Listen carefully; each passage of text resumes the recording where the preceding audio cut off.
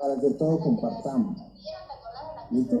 Y yo voy a mandar, entonces, pero todos me van a mandar su trabajo. Voy a crear ahora los grupos de Classroom para que ahí me manden todo su trabajo. El grupo, por ejemplo, el grupo planificadores. Muy bien, planificadores, viene, le damos la, compartimos la pizarra y lo en pantalla y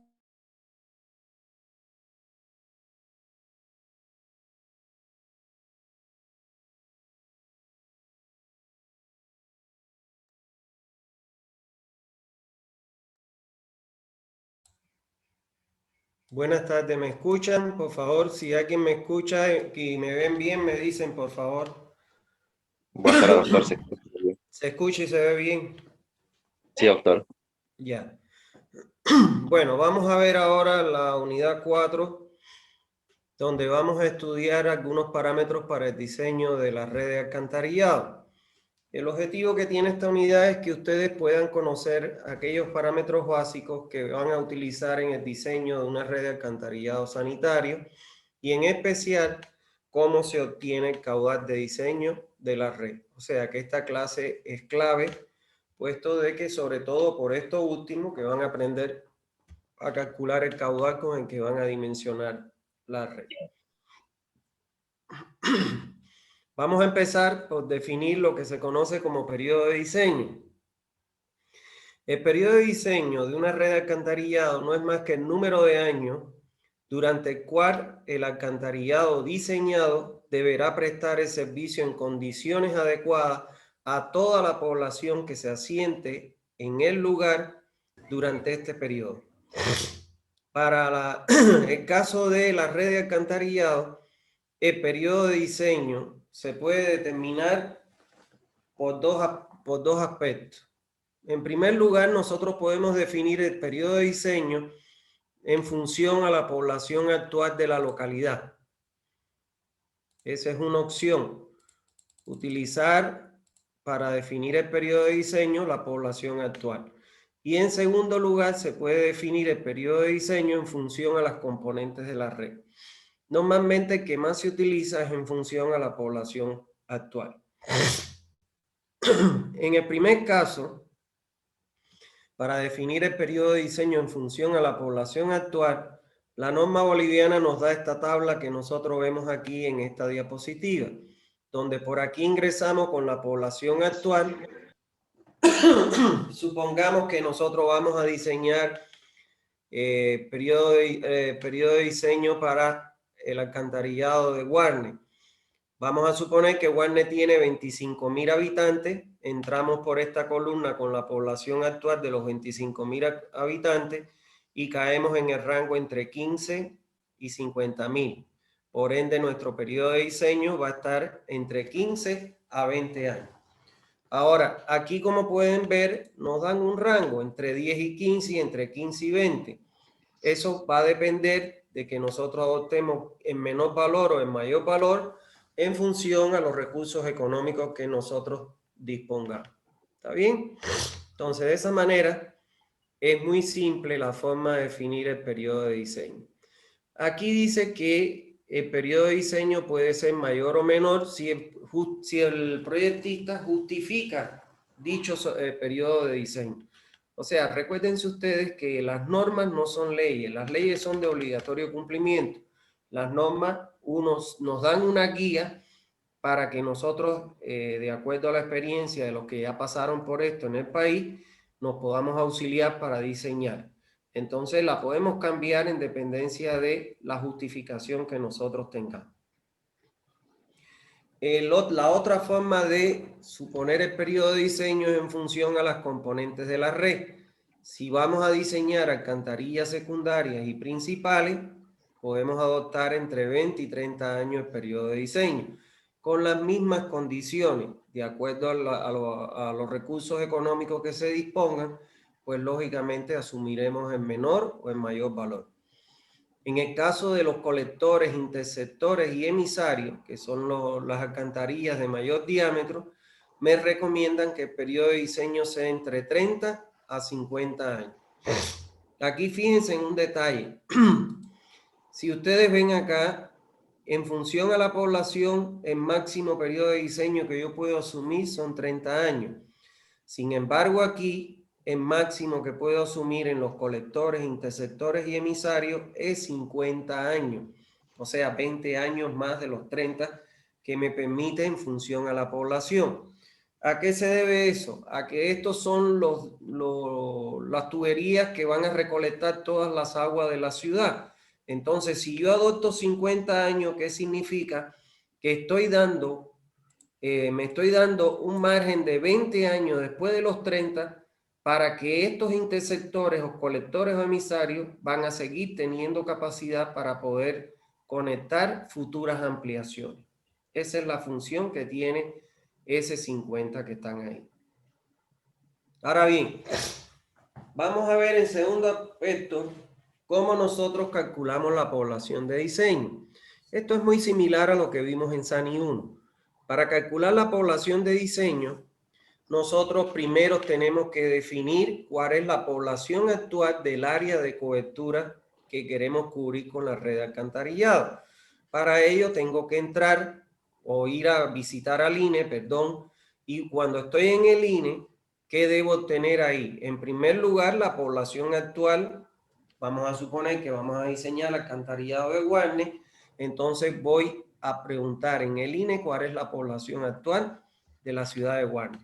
Y además, aprovechando que estoy en el INE, voy a averiguar cuál es el índice o la tasa de crecimiento para Guarne y el modelo matemático que utilizan para la simulación de la población. Entonces, finalmente, la población futura la voy a calcular por el modelo matemático que emplee el INE. En el caso específico de Santa Cruz, el INE Santa Cruz utiliza para la proyección de la población el modelo de crecimiento geométrico.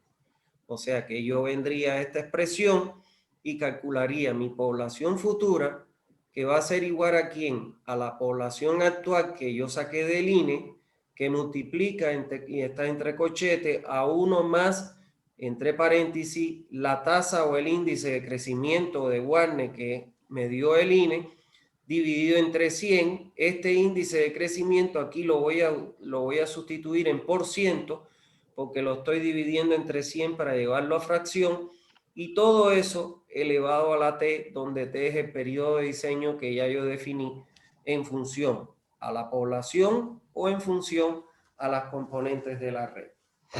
De esa manera, ya yo tengo la población futura o de diseño. Ahora bien, vamos a ver cómo nosotros vamos a calcular el caudal de diseño de una red de alcantarillado. Obviamente que el caudal de diseño de la red de alcantarillado es la totalidad del agua residual que aportará la zona a servir a la red que vamos a diseñar nosotros de alcantarillado sanitario. Para calcular el caudal de diseño de una red de alcantarillado, se debe tener en cuenta la siguiente expresión. Esta es la expresión que recomienda la norma boliviana, que dice que el caudal de diseño es igual a un caudal máximo de punta de la zona que vamos a servir, más el caudal de infiltración, más el caudal de conexiones erradas. Ahora vamos a ver cómo calculamos cada uno de esos caudales. En el caso del caudal máximo de punta, Q máximo, que está aquí en la expresión, este que está aquí, el primero, lo vamos a calcular mediante la siguiente expresión. Va a ser igual a la suma del caudal de origen domiciliar más el caudal de origen comercial más el caudal de origen institucional más el caudal de origen industrial. ¿Está bien? Ahora vamos a ver cómo calculamos cada uno de esos caudales. En primer lugar, el caudal de origen domiciliar existe en la norma dos expresiones. Una que dice que el caudal de origen domiciliar es igual a un coeficiente M de punta que multiplica al caudal medio diario. Y una segunda expresión que dice que el caudal domiciliar es igual a un coeficiente K1 que multiplica un coeficiente K2 y a su vez multiplica el caudal medio diario. De estas dos expresiones, la que más se utiliza en el mundo entero, no solo aquí en Bolivia, sino en el mundo entero, es la primera. y es la que yo les recomiendo que ustedes empleen, que el caudal domiciliar es igual al coeficiente de punta multiplicado por el caudal medio diario. Ahora, ¿quién es K1 y K2? K1 es un coeficiente que varía de acuerdo a las características de la población, donde los hábitos y costumbres de la población son uniformes. Su valor oscila entre 1,2 y 1,5. Si ustedes me preguntaran qué valor yo utilizaría en Santa Cruz, yo no les sabría decir, porque es muy ambiguo este concepto. Por eso es que lo que más se utiliza en el mundo entero es la expresión primera que les mencioné. Y K2 es un coeficiente que se puede obtener en función de la población futura o de diseño, ingresando en esta tabla y en el rango que me caiga, aquí obtengo el coeficiente K2. ¿Está bien? K1 lo adopto entre un valor de 1,5 y 1,2, 1,5, y K2 lo obtengo de la tabla esta que me da la norma, entrando con mi población futura. En la fila que le corresponde, leo en la otra columna el valor de K2. Ahora, el caudal medio diario se calcula como el producto de la población futura multiplicado por la dotación futura y multiplicado por C, donde C es un coeficiente de retorno que se asume entre 0,6 y 0,8. Preferiblemente, por seguridad, los proyectistas, nosotros los proyectistas adoptamos ese valor de C siempre como 0,8. ¿Qué significa ese coeficiente de retorno o aporte al alcantarillado? A ver, ¿qué sucede? Cuando yo doto de agua a un domicilio, el hombre o los habitantes de ese domicilio utilizan el agua en las diferentes actividades que ya ustedes conocen en un domicilio. Pero, por ejemplo, cuando nos bañamos, el agua que escurre va a parar a un tragante de piso y ese tragante va a... Por favor, ¿pueden apagar ese audio? Entonces, ese tragante de piso lo lleva al desagüe sanitario del domicilio y eso va al alcantarillado. ¿Qué sucede? Que del 100% del agua que nosotros entregamos, del 100% del agua que nosotros potable entregamos al domicilio, alrededor de un 20 a un 40% retorna al alcantarillado. O sea que hay un 20%, o perdón, alrededor de un 20, un 40% se pierde en el domicilio. ¿Por qué? Porque, por ejemplo, cuando nosotros regamos el jardín, esa agua se infiltra en el terreno y no va al alcantarillado. Cuando nosotros lavamos la ropa, la humedad que tiene la ropa se evapora. Cuando lavamos muchas veces en las aceras, etcétera, esa agua no retorna al alcantarillado. Entonces se considera que de 100% de agua potable que nosotros entregamos a la red de alcantarillado, entre el 60 y el 80% retorna, perdiéndose en las diferentes actividades que hace el hombre entre un 20 y un 40%. Nosotros, por seguridad, los proyectistas, vamos a adoptar el mayor valor del coeficiente de retorno, que es 0,8. Y todo este producto lo divido entre 86.400 para transformar los litros día a litros segundo, que es lo que a mí me interesa para el cálculo de mi planilla. ¿Está bien? Bueno, la norma boliviana recomienda emplear para el cálculo de esta dotación futura que está aquí, porque la población futura ya vimos cómo se calcula. Para calcular la dotación futura, la norma boliviana recomienda la fórmula de crecimiento geométrico igual, donde me dice que la dotación futura es igual a la dotación actual de agua potable multiplicado por 1 más la variación anual de la dotación, que es D, dividido entre 100, y todo eso entre corchete elevado a la N, donde N es igual a T igual al periodo de diseño. La dotación actual ya vamos a ver que la podemos obtener de la tabla que nos recomienda la norma, que ahora se la voy a mostrar, y de que es la variación anual de la dotación, se adopta entre 0,5 y 2%. Si ustedes se recuerdan de SANI 1, yo les dije que adoptaríamos el mayor valor 2% en las ciudades capitales, o sea, en Santa Cruz, Cochabamba, La Paz, Sucre, Oruro, Potosí, en la ciudad capital. En el caso ya de 0,5% lo emplearíamos en pequeñas comunidades rurales, y en poblaciones intermedias entre esa población rural y la ciudad podríamos emplear un valor promedio aproximado del 1%. ¿Está bien? Ahora, ¿cómo yo determino esta dotación actual? Si ustedes se recuerdan, la determino mediante esta fórmula. Mediante esta tabla. Que en esta tabla yo ingreso, fíjense ustedes aquí, por estas columnas, con el valor de la población actual. Ingreso con el valor de la población actual, y por esta columna ingreso por la zona que me corresponda. Si estoy en Santa Cruz, Beni Pando, entro por Los Llanos. Si estoy en Cochabamba, en Sucre o en cualquier valle, entro por la zona de los valles. Y en el altiplano, bueno, entro en La Paz, El Alto, por ponerle un ejemplo, Oruro, Potosí, etcétera. Entro en la zona del altiplano. Y ahí obtengo mi dotación media actual, que es la que voy a sustituir aquí. ¿Ven? Eso es. Bueno, una vez que ya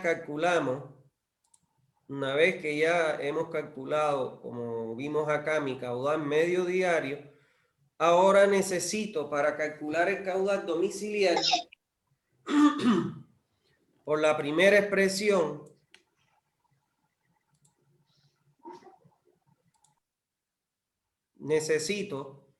para calcular el caudal medio diario, por la primera expresión que vimos, que me dice el caudal domiciliario, me dice que es igual a un coeficiente de punta que multiplica al caudal medio diario. Este caudal medio diario es el que obtuve de esta expresión. Entonces ahora necesito saber cómo obtengo ese valor de M. Y me dice que el coeficiente de punta se define como la relación que hay entre el caudal máximo horario, o sea, el pico, y el caudal dividido el caudal medio diario. Los coeficientes de punta más usados y que recomienda la norma boliviana, son el coeficiente de Harmon, el coeficiente de Gibbs y el coeficiente de Babi. De estas tres expresiones, la que más se utiliza en el mundo entero e inclusive en Bolivia es el coeficiente de Harmon. ¿Está bien? ¿Por qué? Porque es la que ha permitido obtener los mejores resultados en el diseño de redes de alcantarillado. Entonces, el coeficiente de Harmon yo lo puedo calcular, M, ese valor, que es el que yo voy a sustituir aquí, a multiplicar por el caudal medio diario, lo puedo calcular como 1 más, abro corchete, 14 sobre 4 más P elevado a la 0,5 y cierro mi paréntesis y mi corchete. Donde ¿quién es este valor de P? P no es más que la población futura expresada en miles de habitantes. O sea que la población futura que yo obtengo para el área de cobertura la divido entre 1000 y ese es mi valor de P. ¿Está bien? Esta P no es la población, sino es la población futura expresada en miles de habitantes. Ahora, esta fórmula ustedes la van a emplear para los rangos comprendidos entre poblaciones de 1000 a 100.000 habitantes. O sea, si cuando ustedes calculan su población futura le da un valor entre 1000 y 100.000 habitantes, calculan el valor del coeficiente por esta fórmula. donde este P es la población futura dividido 1000. En caso de que la población sea mayor a 100.000 habitantes, entonces se recomienda asumir este coeficiente de gasto directamente, este coeficiente de punta directamente como un valor que oscila entre 2 y 2,5. O sea, si mi población es mayor a 1000, adopto M entre 2 y 2,5 directamente. Y si mi población es menor a 1000 habitantes, se recomienda asumir ese coeficiente de punta entre 4 y 5. ¿Está bien?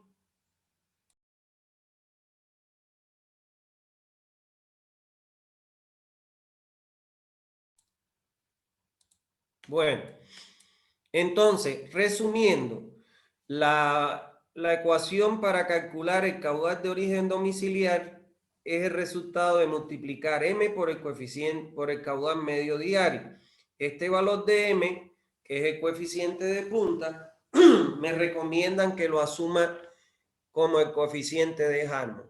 Si mi población está entre 1000 y 100.000, sustituyo o lo calculo por esta expresión. Si mi población es mayor a 100.000, adopto entre 2 y 2,5 ese valor de M. Y si por el contrario mi población fuera menor a 1000, entonces adopto un valor entre 4 y 5. ¿Está bien? Bueno, vamos a ver ahora cómo nosotros calculamos el caudal de origen comercial. Ya sabemos calcular de ese Q máximo el caudal domiciliar, pero además se le suma en ese Q máximo el caudal de origen comercial. Entonces, el caudal de origen comercial es un caudal que es aportado de forma puntual y que deberá ser tomado en cuenta en el diseño de la alcantarilla en el tramo que se presente este tipo de aporte, y se puede calcular por la siguiente expresión. El caudal comercial va a ser igual a la dotación comercial multiplicado por el número de unidades y dividido entre 86.400. ¿Está bien? Eso es lo mismo que vimos en SANI.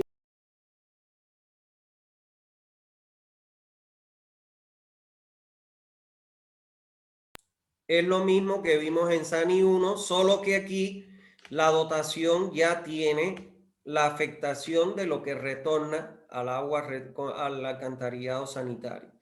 El valor de esta dotación comercial para el alcantarillado sanitario se puede asumir de esta tabla, que es parecida a la que vimos a SANI 1, solo que estos aportes son menores. ¿Por qué? Porque no retorna el 100%.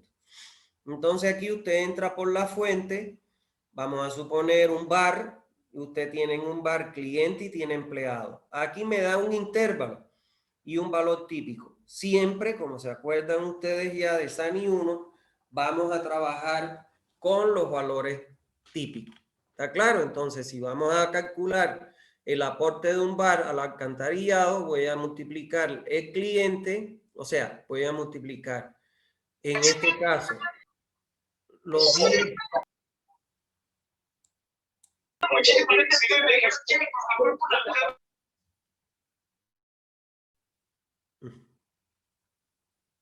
No apaguen los micrófonos, por favor. Voy a multiplicar, voy a sacar de aquí la dotación. ¿De qué manera? Digo, para los clientes son el valor típico 10 litros. La unidad la sustituyo por cliente y por día. Y en el caso de los empleados, 50 litros, sustituyo la unidad por empleado y por día. Si eso lo multiplico en el caso de los clientes por el número de clientes que entran al bar, promedio diario, y en el caso de los empleados por el número de empleados que trabajan en ese bar, voy a transformarlo en caudal de aporte al alcantarillado. También aquí está esta otra tabla donde hay otros comercios, como por ejemplo hay cines, cafeterías, bueno, todo, tiendas turísticas, piscinas, centros de visita, etcétera, etcétera. Bueno, entonces vamos a ver un ejemplo de cómo yo calcularía el caudal comercial. Me dice, determine el caudal comercial de un restaurante donde trabajan 2 empleados y se venden 70 comidas como promedio por día. Yo voy a venir a estas tablas y voy a buscar aquí en estas tablas comerciales restaurantes. Y aquí lo tengo. Para las comidas 10 y para los empleados 50 litros por empleado por día. Eso es lo que he trasladado acá. Restaurante, comida 10 y para los empleados 50. Entonces voy a calcular el caudal que me va a aportar las comidas al alcantarillado. Entonces el caudal de las comidas va a ser igual a ¿quién? A los 10 litros por comida por día multiplicado por el número de comida promedio que se vende, que son 70, y dividido entre 86.400. Eso me da, cuando efectúe esa operación, 0,008 litros por segundo. En el caso de los empleados es igual a la dotación, que es 50 litros por empleado por día. Cuando lo multiplico por el número de empleados, que son 12, y lo divido entre 86.400, y eso me da 0,007 litros por segundo. ¿Cuál será el caudal que me va a aportar ese restaurante al alcantarillado sanitario? Bueno, va a ser igual a la suma de el caudal de las comidas más el caudal de los empleados, y eso me va a dar 0,02 litros por segundo. ¿Está bien? De esa manera, entonces yo tengo el caudal de origen comercial que me aportaría al alcantarillado un restaurante. El otro caudal que tengo que sumarle al domiciliar y al comercial es el institucional. Y este caudal se debe considerar como un aporte igualito de forma puntual, que deberá ser tomado en cuenta solo en aquellos tramos en que se presente este tipo de aporte. Y se puede calcular por medio de la siguiente expresión. El caudal institucional es igual a la dotación institucional multiplicado por el número de unidades y dividido entre 86.400. Este valor de dotación institucional yo lo puedo asumir de las siguientes tablas. Aquí está, por ejemplo, un hospital médico, un hospital psiquiátrico, una prisión, asilo, oficinas, colegio internado, que son en definitiva las instituciones. Entonces vamos a ver un ejemplo.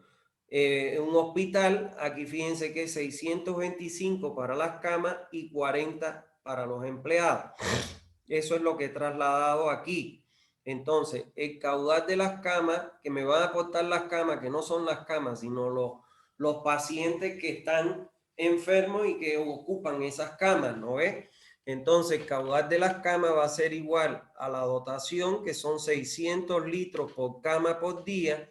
Si lo multiplico por el número de camas que tiene un hospital, que son 100 camas, se me van las camas con las camas y me queda litros día. Entonces eso, si lo divido entre 86.400, al final ese caudal de las camas o de los pacientes me aporta 0,72 litros por segundo. En el caso de los empleados, que se recomienda se utilice 40 litros por empleado por día, lo voy a multiplicar por los 50 empleados que trabajan en el hospital. Fíjense ustedes aquí que son 50, dividido entre 86.400, y eso cuando efectúo me da 0,02 litros por segundo. ¿Cuál será el caudal que me va a aportar al alcantarillado sanitario ese hospital? La suma del caudal de las camas, que es 0,72, más el caudal de los empleados, que es 0,02, y al final al alcantarillado ese hospital me va a aportar 0,74 litros por segundo. ¿Está bien? Bueno. Vamos a ver ahora el último caudal dentro de ese Q máxima que nosotros vamos a considerar, que es el caudal de origen industrial.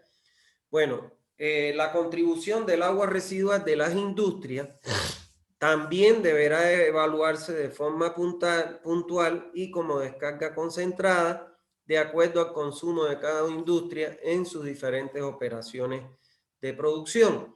Al igual que el comercial, solo se considerará en aquellos tramos donde esté presente esta industria. El valor de caudal industrial se puede determinar de dos formas. Uno, a través de su medición directa en el lugar de descarga, o sea, aforo, el caudal de agua residual que genera esa industria, o la otra, a partir de considerar el 80% del agua potable que se registra en el medidor del ingreso a la industria. O sea que yo hago el registro de volumen o caudal, perdón, que ingresa a la industria y lo multiplico o le hallo el 80% y ese es el valor entonces que me va a aportar al alcantarillado. El otro caudal que vimos, que está en la ecuación del caudal de diseño, ya que hemos visto ya, hemos aprendido a calcular el Q máxima, que dentro de Q máxima es la suma del caudal domiciliar, comercial, industrial, institucional. Pero ahora recuérdense ustedes que la fórmula de caudal de diseño es igual a Q máxima más el caudal de infiltración más el caudal de conexiones erradas.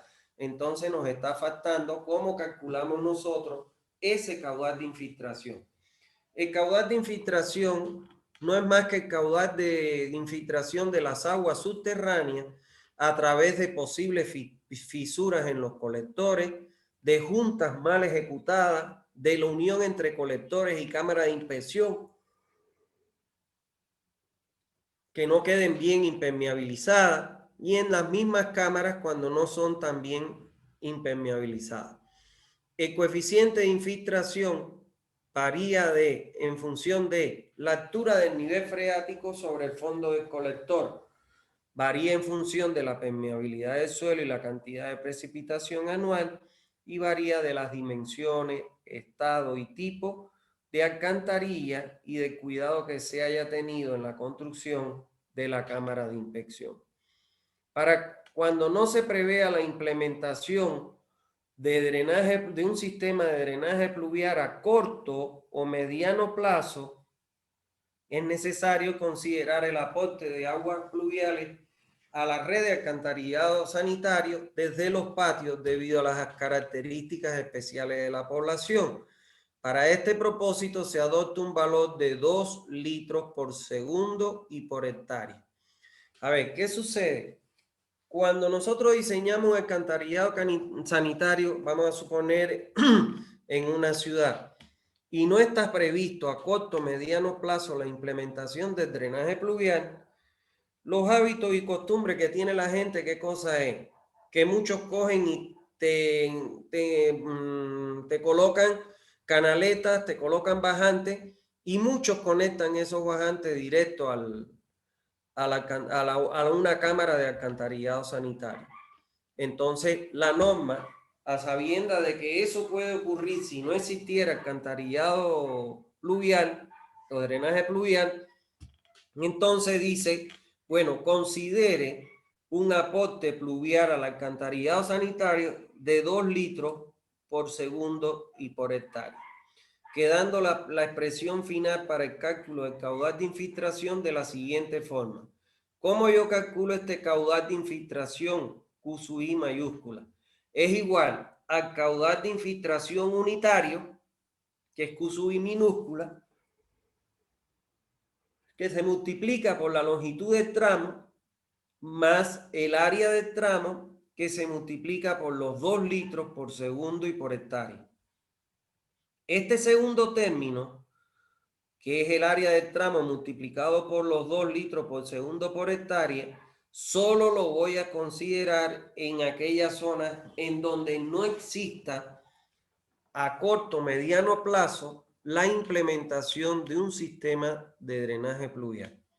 Si existiera drenaje pluvial o paralelamente al alcantarillado construirían el drenaje pluvial, entonces no considero este aporte. ¿Está bien? Ahora, ¿quién es Q sub I? Es el caudal de infiltración unitario que se adopta de la siguiente manera. si nuestra red de alcantarillado pasa por debajo del nivel freático, el QSUI se asume como 0,002 litros por segundo por metro. Ahora, si la red está por encima del nivel freático, entonces QSUI se asume como 0,001 litros por segundo por metro. ¿Quién es L? Es la longitud del tramo de alcantarilla que se analiza. Ojo, que ya lo vamos a ver más adelante. Esta longitud del tramo de alcantarilla que se analiza es de eje a eje de cámara. ¿Está bien?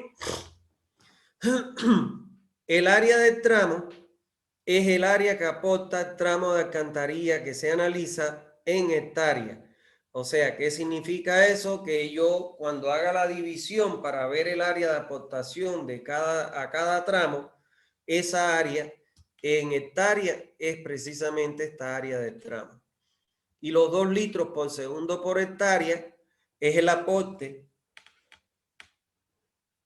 de agua pluvial que se debe considerar cuando no se prevé ni a corto ni a mediano plazo la construcción de un sistema de drenaje pluvial. Y el otro caudal que tiene la fórmula de caudal de diseño es el caudal de conexiones erradas, Q sub E. Este es el caudal de agua residual que se tiene en cuenta debido a las conexiones erradas o las conexiones clandestinas imposibles de evitar en una red. Y se puede determinar qué cosa es una conexión clandestina. Hay gente, aunque no lo quieran creer, de que para que no le cobren el alcantarillado, se conectan clandestinamente a la red.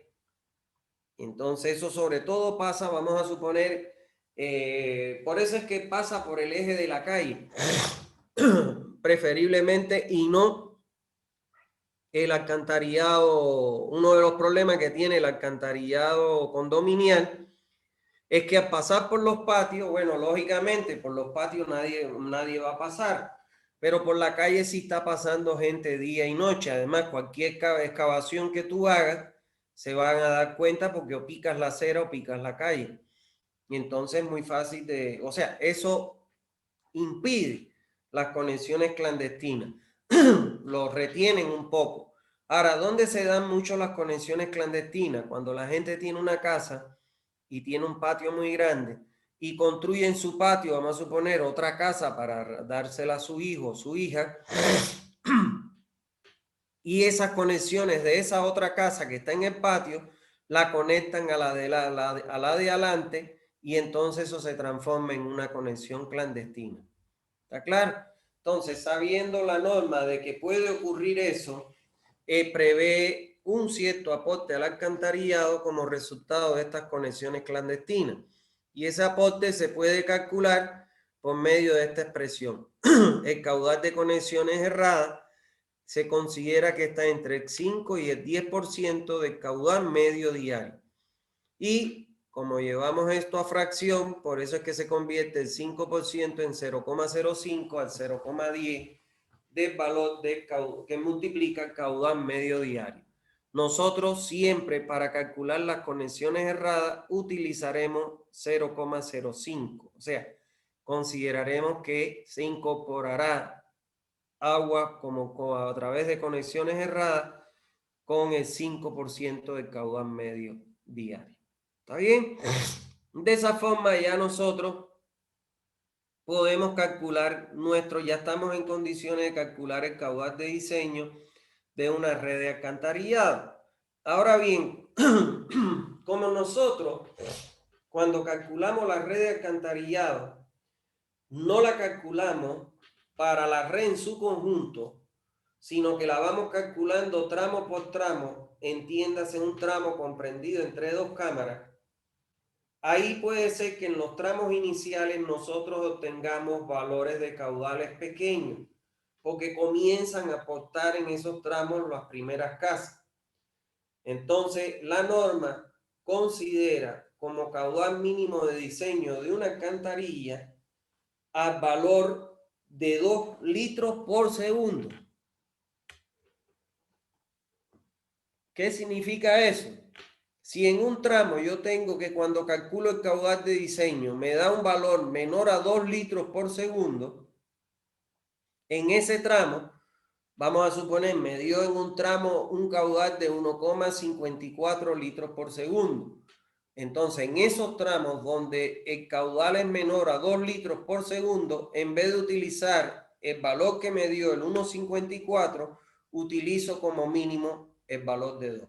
O sea, cambio automáticamente para calcular el valor menor de 2. En el ejemplo que le puse, 1,54, lo cambio por 2 litros por segundo. ¿Y por qué? Porque justamente ese es el caudal que aporta un inodoro. Les pido un momento, por favor, permiso, que voy a abrir un momento la puerta de la...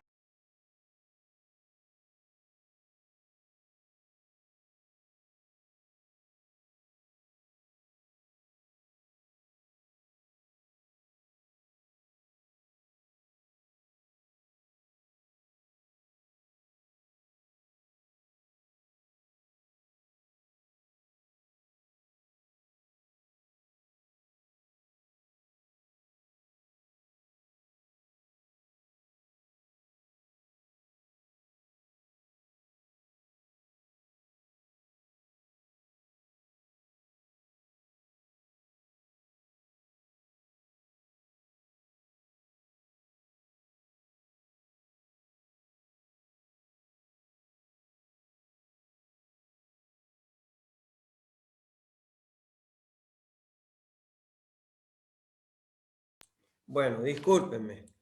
Entonces les decía que en aquellos tramos de alcantarilla donde el caudal me dé menor a 2 litros por segundo, voy a asumir como caudal de diseño en esos tramos el menor que me recomienda la norma, que es de 2 litros por segundo.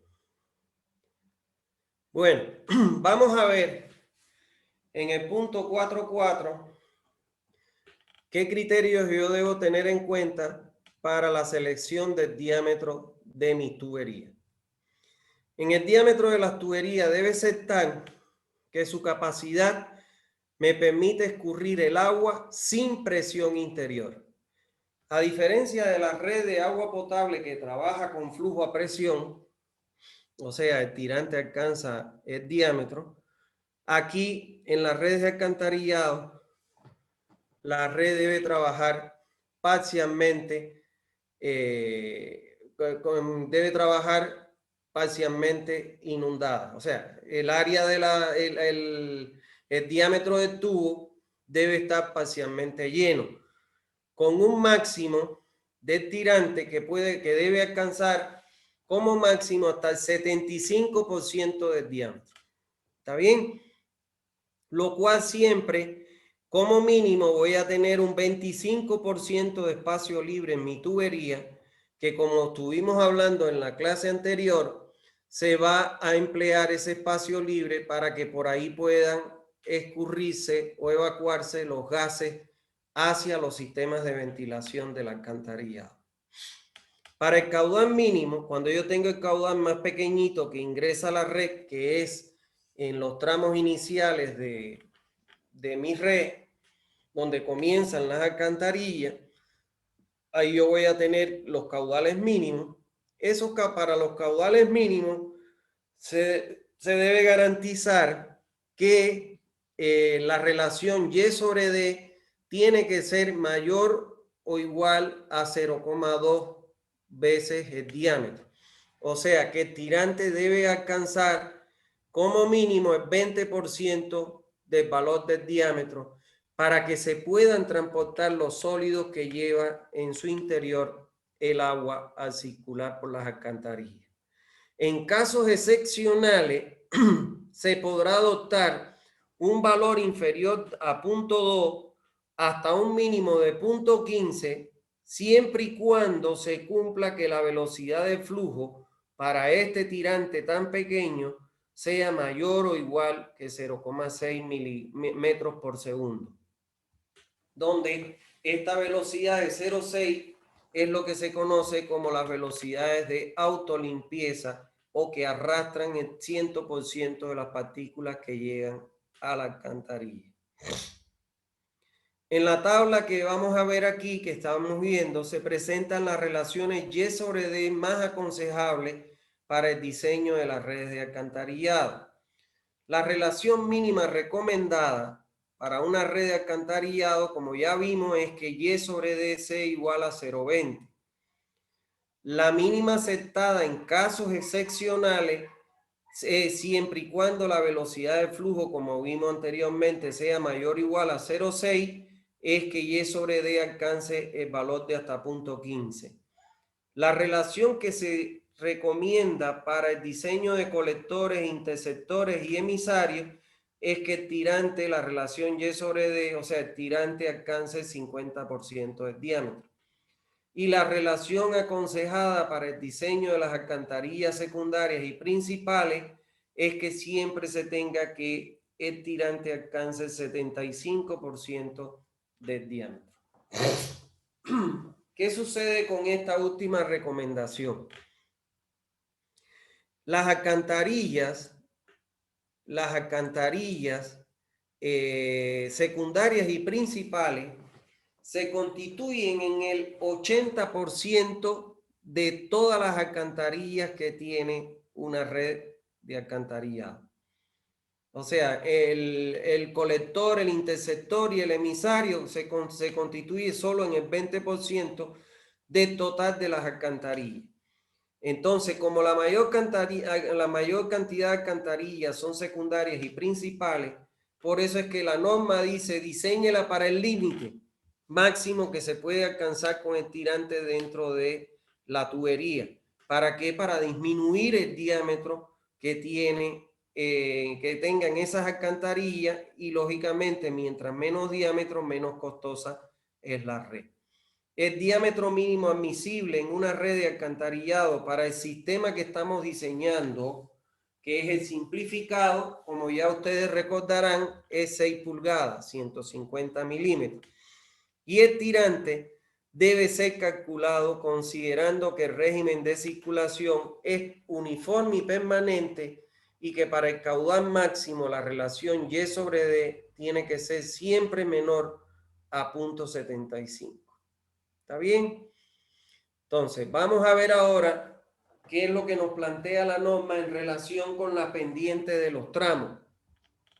Vamos a hablar de la pendiente mínima. Dice, la pendiente mínima es aquella que me garantiza el cumplimiento de la fuerza atractiva mínima recomendada para las redes de alcantarillado. O sea, mi pendiente mínima es aquella que cumple con que la fuerza atractiva mínima sea igual a 0,10 kilogramos por metro cuadrado. A veces es conveniente que las alcantarillas tengan pendientes mínimas o suaves para evitar tener que hacer grandes excavaciones, sobre todo en aquella zona donde la topografía del terreno es llana, como por ejemplo en Santa Cruz. ¿Por qué? Porque si yo coloco pendientes máximas, voy a tener más excavación y me voy a enterrar y me va a ocasionar la construcción de estaciones elevadoras, etc. ¿Está claro? Ahora, los tramos donde la pendiente es mínima deben ser verificados bajo el criterio de la fuerza atractiva, la cual se puede calcular por esta expresión, que me dice que la fuerza atractiva es igual al peso específico del agua, que es 1000 kilogramos por metro cúbico, multiplicado por el radio hidráulico parcial, que no es más que la relación que hay entre el área parcial y el perímetro mojado parcial, y multiplicado por la pendiente de la tubería. ¿Está claro? Es obligatorio que en todos los tramos de alcantarilla se verifique que la fuerza atractiva sea mayor o igual que 0,10 kilogramos por metro cuadrado, ya que con este valor se considera suficiente para transportar a destino final, o sea, a la planta de tratamiento, el 90% del material granular que se estima ingresa al alcantarillado. Para los tramos iniciales, o sea, donde inician las alcantarillas, en los tramos iniciales de las alcantarillas secundarias, la norma recomienda que se debe cumplir que la fuerza atractiva tiene que ser mayor o igual a 0,06 kilogramos por metro cuadrado. O sea, a diferencia del resto que debe ser 0,10, aquí en los tramos arranques iniciales recomienda que tiene que ser mayor que 0,06 kilogramos por metro cuadrado la fuerza atractiva para garantizar que en ese tramo el 90% del material granular de esos tramos sea transportado a su destino final. ¿Qué inconveniente puede traer en una red de alcantarillado el no cumplimiento de la fuerza atractiva? Que en las alcantarillas dispuestas con poca pendiente y de gran longitud se pueda producir, ¿qué cosa? La acumulación de los sólidos y por consiguiente la producción desmedida de sulfuro de hidrógeno en el interior de las alcantarillas. O sea, si yo no cumpliera con la fuerza atractiva, entonces no voy a poder arrastrar todos los sólidos a su destino final o al menos el 90%. Y entonces se van a quedar acumulados en el interior de las alcantarillas, me las pueden obstruir y me pueden descomponerse en el interior de las alcantarillas y generar qué cosa de manera desmedida el sulfuro de hidrógeno que tanto daño hace a las estructuras. El sulfuro de hidrógeno, cuando es liberado por encima del agua, puede dar lugar a los siguientes problemas. Primero, generan malos olores en la zona donde se encuentre el alcantarillado. Segundo, deteriora todos los materiales que contengan cemento, tales como conductos de hormigón armado, fibrocemento y las partes de hormigón de las cámaras de inspección, entre otras estructuras. Los carcome, los destruye el hormigón. El sulfuro de hidrógeno es un gas que es incoloro e inflamable, o sea, no se ve y es altamente inflamable, extremadamente tóxico, que se puede formar debido a la descomposición de la materia orgánica o a la reacción de los sulfuros con ácido.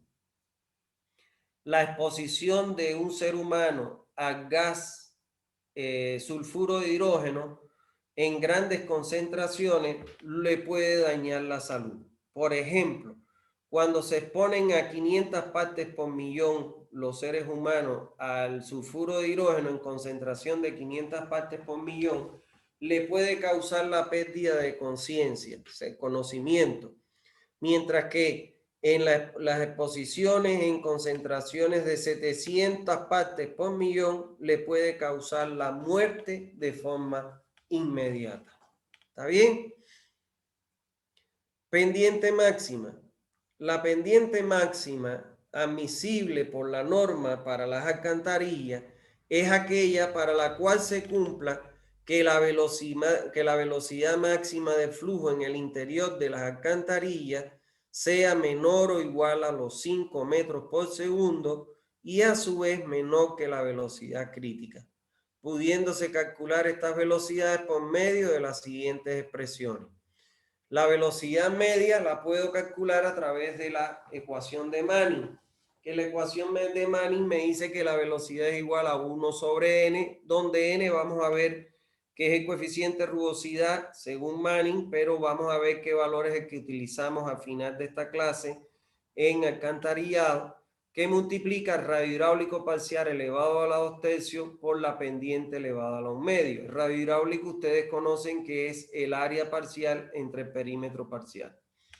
Y la velocidad crítica, que es igual, la podemos calcular por la expresión de 6 que multiplica a la gravedad por el radio hidráulico parcial otra vez elevado a la 0,5, donde el radio hidráulico parcial es la relación que hay entre el área parcial y la perímetro mojado parcial.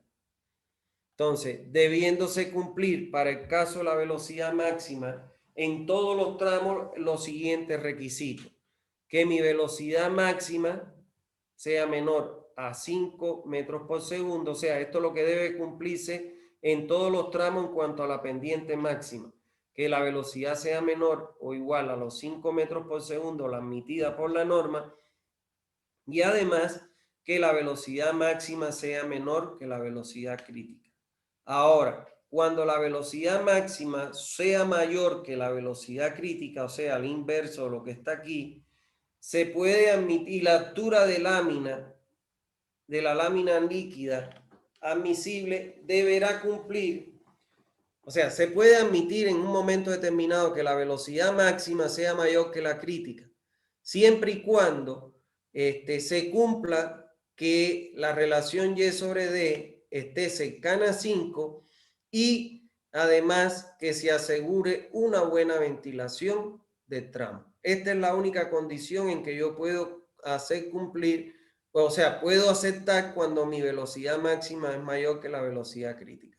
Esto de la velocidad máxima que se pueda dar mayor que la crítica es solo en topografías accidentadas. Por ejemplo, en La Paz puede ocurrir, pero en Santa Cruz es muy difícil que eso ocurra. Siempre la velocidad máxima da menor que la crítica. ¿Está bien? Bueno, vamos a hablar ahora con relación a las velocidades mínima y máxima de circulación. ¿Qué me dice la norma con respecto a la velocidad mínima? Si el agua residual fluye por las alcantarillas a baja velocidad, se producirá una precipitación de sólidos en el interior de esto. O sea, si mi velocidad es menor que la mínima, puede tener lugar que los sólidos se sedimenten en el interior de las alcantarillas.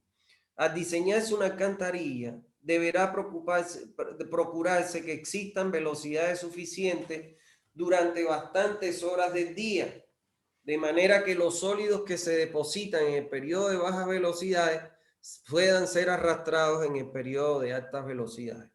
En tal sentido, se recomienda diseñar redes siempre donde la velocidad mínima sea mayor o igual que 0,6 metros por segundo. La extracción regular del material que se puede depositar por las bajas velocidades en las alcantarillas es muy cara y si no se puede realizar puede causar serios problemas. Por ello siempre es aconsejable usar pendientes que garanticen la velocidad mínima de circulación o, como se les conoce, velocidades de autolimpieza o autolimpiadora. En relación con la velocidad máxima, que es lo que dice la norma, la acción erosiva de la materia en suspensión del agua residual depende en gran medida de la velocidad de circulación.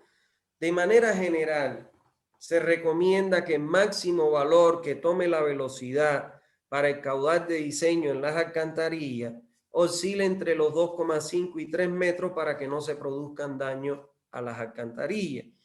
Pero en realidad la norma boliviana admite que la velocidad máxima en las redes de alcantarillado debe ser menor o igual a 5 metros por segundo.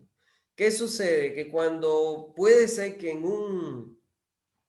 una alcantarilla pueda ingresar, imagínense que retiran una tapa de una cámara de inspección y penetra un pedazo de palo. Entonces, un listón de palo. Ese listón, cuando el agua alcanza velocidades mayores a los 5 metros por segundo, pues puede golpear una tubería y le puede provocar su rotura. Entonces, por eso es que se recomienda que las velocidades nunca sean mayores a los 5 metros por segundo. Y para no correr riesgo alguno, lo ideal sería que la velocidad oscile entre 2,5 y 3 metros.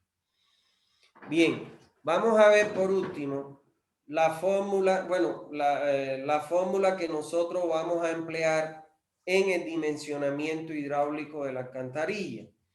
La fórmula recomendada para el dimensionamiento hidráulico de la red de alcantarillado por los resultados obtenidos es la fórmula de Manning, que ustedes conocen, que dice que el caudal es igual a 1 sobre n, que multiplica al área por el radio hidráulico a la 2/3 y por la pendiente a la 1/2.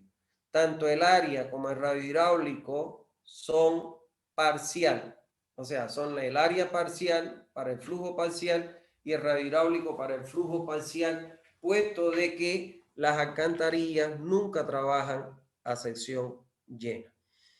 El valor del coeficiente rugosidad N de Manning, que se recomienda utilizar en las alcantarillas sanitarias para cualquier tipo de material es de 0.013.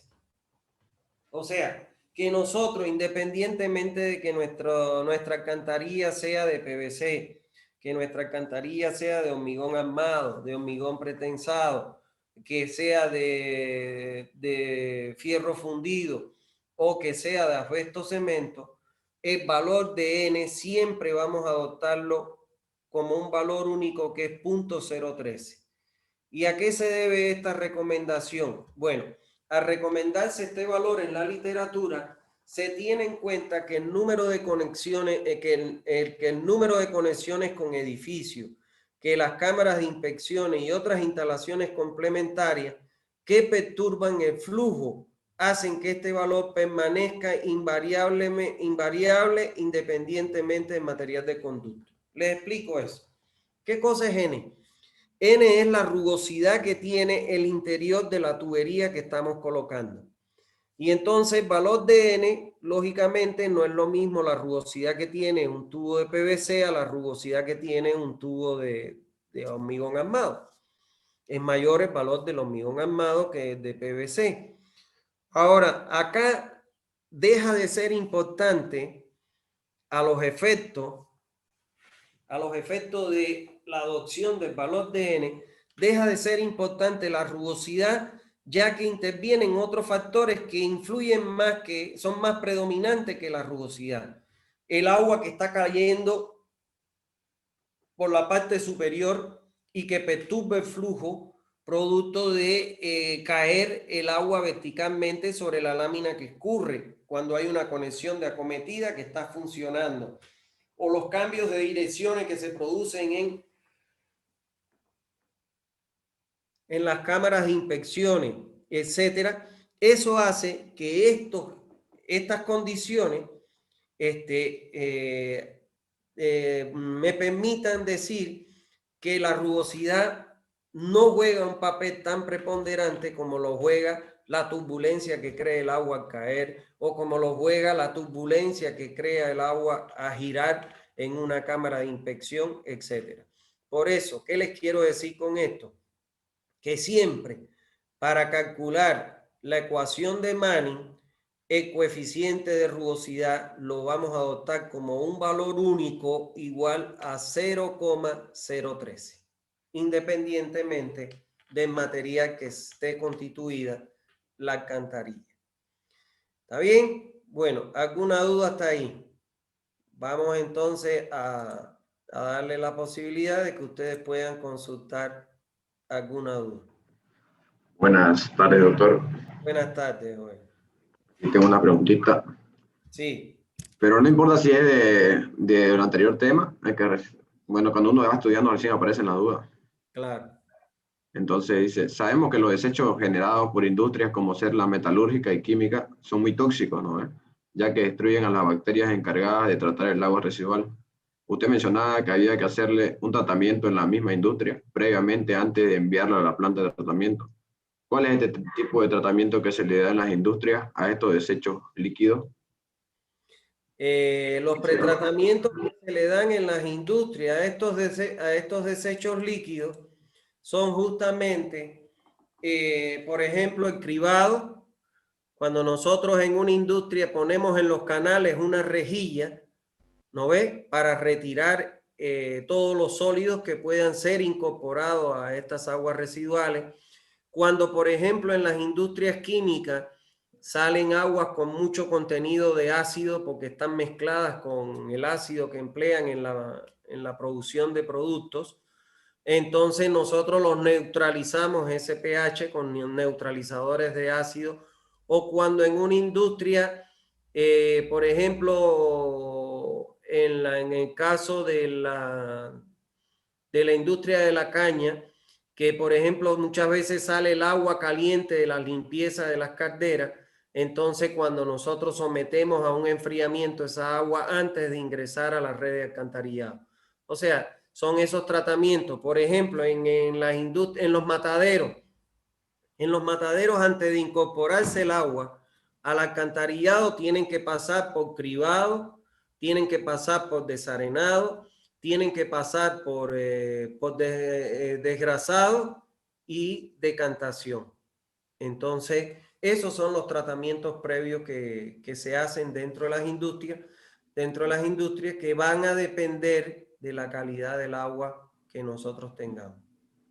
¿Está bien? También mencionaba en el caso de industrias textiles y alimenticias, más o menos en textiles específicamente, que bien no genera organismos patógenos, digamos, pero genera otro tipo de organismos que podrían causar serias contaminaciones en el curso del agua donde sería invertida. Mi pregunta es, ¿cuáles son estos tipos de organismos, se podría decir, en la industria textil? No son organismos, son contaminantes. Por ejemplo, son los colorantes que se usan para teñir la ropa. Si esos colorantes no se retienen o se neutralizan, pueden llegar al sistema de tratamiento y matar las bacterias.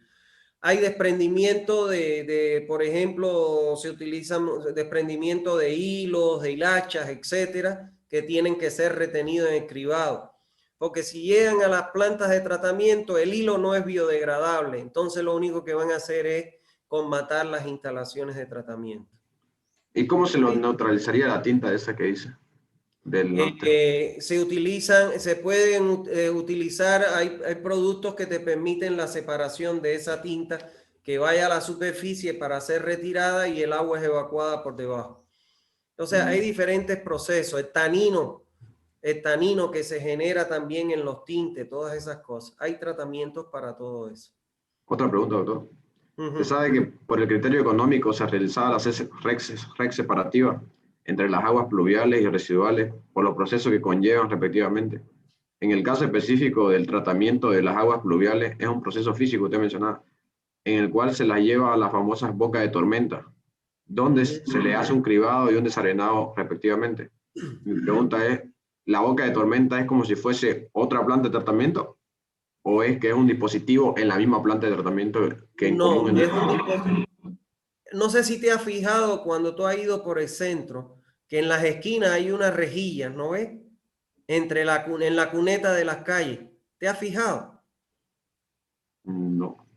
Entonces, cuando vayas por el centro, fíjate en las esquinas que hay una rejilla en las cunetas de las calles. ¿Está claro? Una película creo que he visto. Bueno, y aquí también lo hay en Santa Cruz. Hay una rejilla en las cunetas de las calles. Debajo de esa rejilla hay una cámara. La rejilla, ¿tú qué haces? Retiene todos los objetos que arrastra el agua de lluvia, cuyo tamaño es mayor a esa separación de 2,5 a 5 centímetros que tiene la rejilla. Y abajo de la rejilla hay una cámara donde el tubo de salida está más alto que la cota de fondo, para que todos los materiales más pesados, arena, arenisca, grava, que ingresen por esa rejilla, se queden en el fondo de la cámara para ser retirados. Y no, eso viene a ser un tratamiento previo que realiza, físico que se le realiza al agua de lluvia. Entonces la boca de tormenta sería un dispositivo, ¿no? De tratamiento, claro. De tratamiento previo, correcto. Otra pregunta ahí. Espera un ratito. ¿Cuáles son las características del... Ah, no, me entré a otro lado.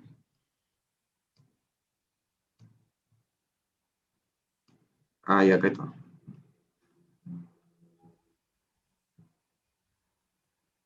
Disculpe, cuando mencionaba usted en los orígenes, ¿no? Es de lo que era, cómo se llegó a implementar este sistema de alcantarillado.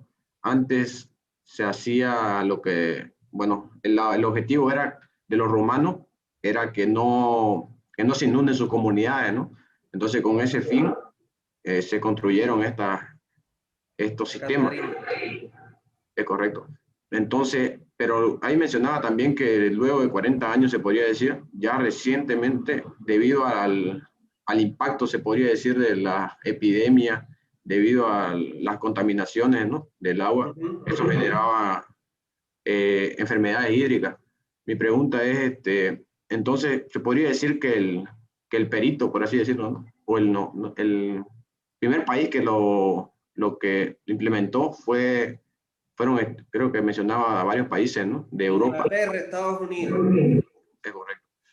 Entonces yo mencionaba si solamente son esos países o podría ser en general, digamos, Europa, los que implementaron ellos. Porque, o fue Roma también, es que varios países lo que hicieron era, podría decir, se basaron en lo que hizo Roma, ¿no? De manera Claro.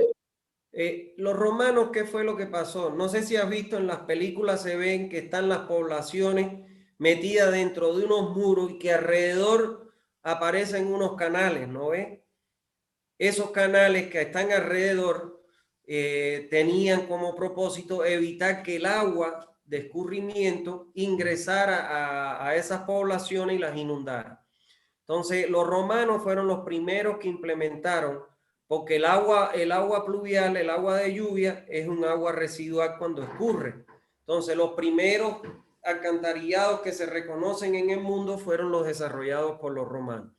Ahora, Estados Unidos, Francia e Inglaterra, producto de estas muertes en Asia y Europa de más de 25,000 personas, que en aquel momento ellos pensaban que era la peste bubónica, le llamaron la peste bubónica porque no sabían a qué se debía.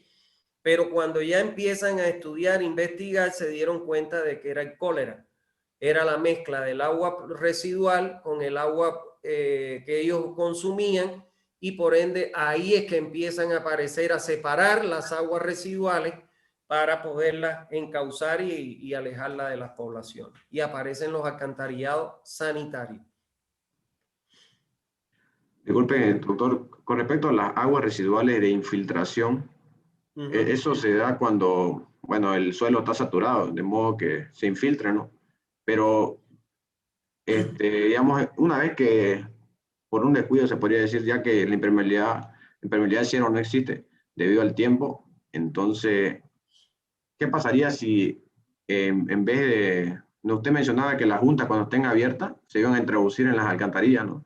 Pero de tal modo de que estas aguas también no afectaría, digamos, porque esas son, afectaría pues el caudal, ¿no? Porque aumentaría el caudal de lo que... Claro. Y afectan en calidad también porque ellas introducen partículas de tierra, de arcilla, de material que contornea la tubería. ¿Y se toma en cuenta también este caudal de infiltración? Claro, el Q sub I de infiltración, que es multiplicado el caudal de infiltración unitario por la longitud de la alcantarilla. Se toma en cuenta ese aporte, sí. Gracias, doctor. No, por nada. ¿Existe algún dispositivo que nos permita conocer la concentración del sulfuro de hidrógeno sin tener que exponernos a esto? Claro, existen aparatitos, medidores, que miden este sulfuro de hidrógeno.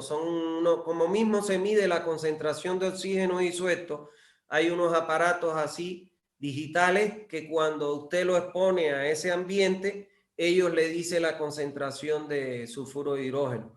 Por eso es que cuando antes de ingresar a una red de alcantarillado, lo primero que hay que hacer es quitarle las tapas de las cámaras que están contiguas a la tubería donde usted va a entrar. Y entonces dejar que, muchas veces lo vamos a ver acá, se ponen unos compresores de aire para expulsar el sulfuro de hidrógeno, o si no, esperar como mínimo 45 minutos.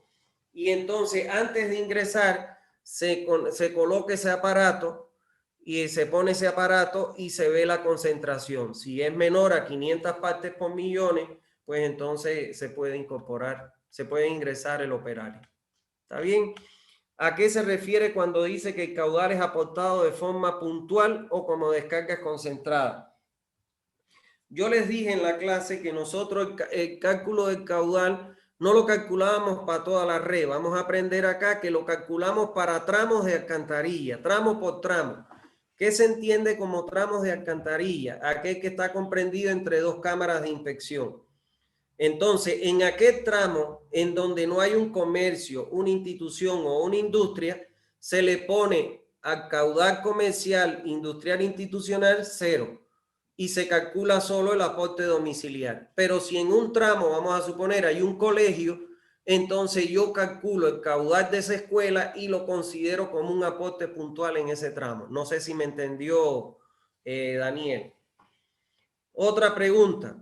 Al momento de diseñar la red de alcantarilla, ¿cuándo se considera la población flotante? ¿O qué consideraciones se hace respecto a esta población? ¿Cómo es que se cuantifica? Bueno, no se llega a ese grado de detalle. Lo que sí, por ejemplo, tú consideras, en este caso, tú tienes un área de cobertura. Tienes un área de cobertura. Pero al momento que tú vas a hacer el diseño, puede ser que no esté cubierta por el 100% de la población. ¿Me entiendes? Que no esté cubierta, que hayan lotes baldíos. Pero cuando usted calcula a partir de esta población actual y la tasa de crecimiento del lugar, entonces usted calcula la población futura, está considerando que cuando llegue a futuro, a los 30 años, a los 20 años, a los 10 del periodo de diseño, todos esos lotes van a estar cubiertos. Y ahí entonces entra a jugar la población flotante, ¿no? Que llega y que alquila y que después se va, pero que está considerada también. ¿Está bien? ¿Cuál sería la relación Y sobre D para las acometidas domiciliarias?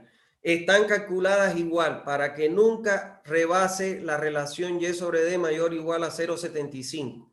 Porque una acometida domiciliaria no puede trabajar a sección llena, porque recuérdense que a través de la acometida es que los gases que están en el alcantarillado pasan a través de la acometida a la ventilación individual del domicilio.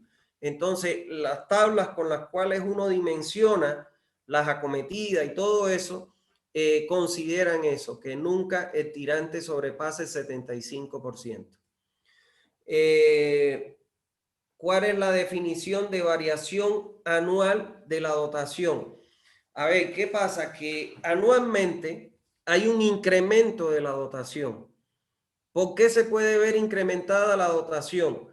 Porque nacen personas, porque emigran gente de otros lugares hacia el lugar, o porque se incrementan las industrias, o porque se pueden incrementar los comercios, las instituciones.